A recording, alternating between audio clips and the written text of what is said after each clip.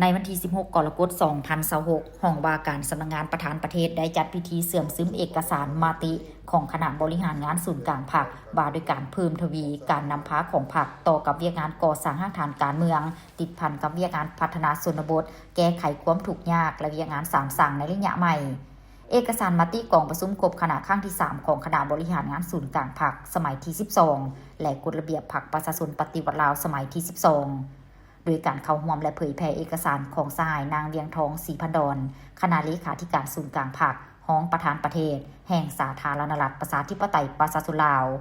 มีบรรดาสหายคณะพรรคคณะนำคณะหน่วยพรรคสมาชิกพรรคพนักงานรัฐกรภายในห้องว่าการเข้าร่วม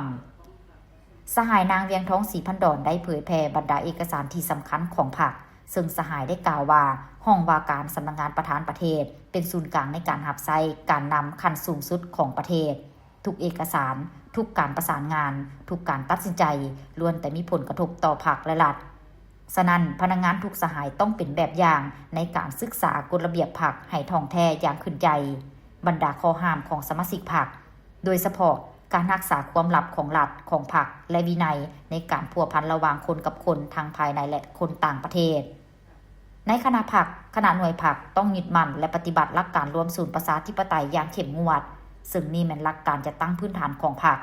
การเฮ็ดเวียกต้องฮู้ตำหนิตนเองพร้อมทั้งตำหนิก่อสร้างคนอื่นด้วยจิตใจสร้างสรรค์มีความรับผิดชอบการเมืองสูง